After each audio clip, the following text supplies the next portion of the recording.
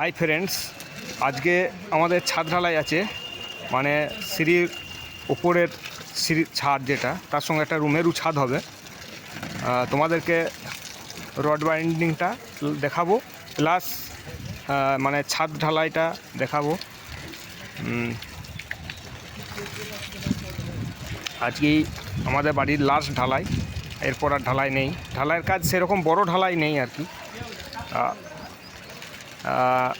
দেখাচ্ছি তোমাদেরকে রড বাইন্ডিংয়ের কাজটা।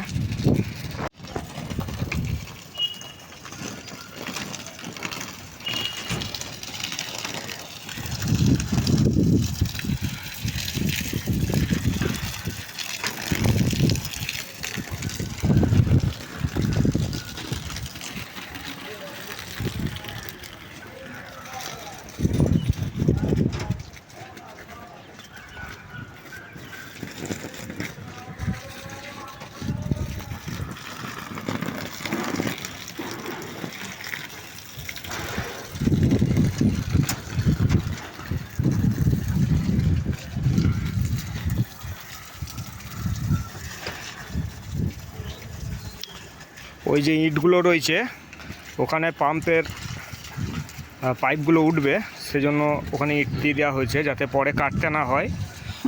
আর এখানে ট্যাঙ্কের আউটলেটগুলো নামবে, সেজন্য পাইপগুলো রেখে দেওয়া হয়েছে। এই বড় 4 ইঞ্চিটা রেন পাইপ, প্লাস ওইখানেও একটা রেন পাইপ দেওয়া হয়েছে।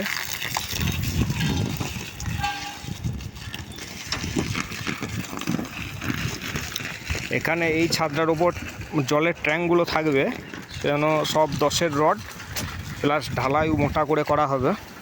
আর দুটো কনসিল বিম দিয়ে দেওয়া হয়েছে। মেন তো চারদিকে বিম রয়েছেই, সঙ্গে মাঝে ক্রস করে কনসিল বিম দিয়ে দেওয়া হয়েছে। দেখতে পাচ্ছ তোমরা কনসিল বিমটা।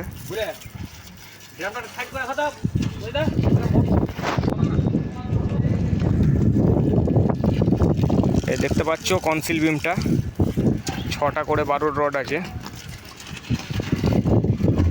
এখানে টোটাল 5টা ট্যাঙ্ক থাকবে, 3টে 1000 লিটারের আর 2টো 750 লিটারের।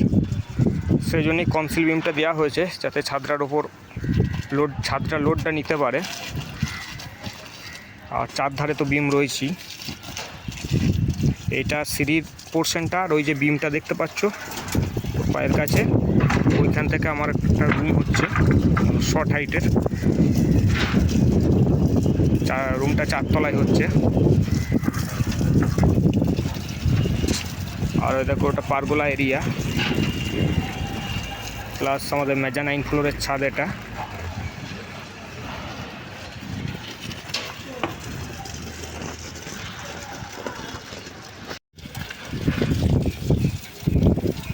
মেন বিমগুলোতে 16 রড দিয়ে দেওয়া হয়েছে।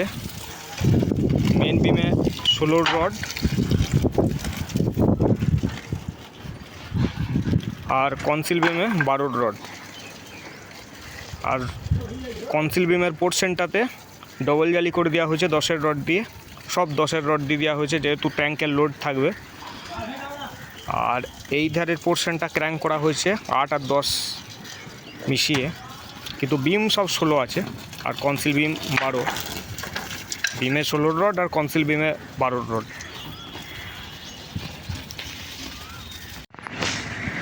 হ্যালো ফ্রেন্ডস, আমাদের ঢালাই স্টার্ট হয়ে গেছে।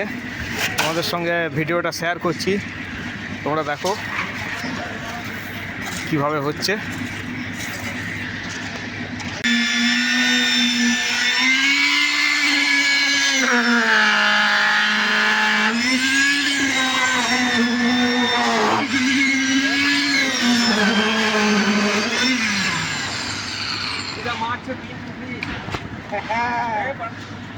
উঠে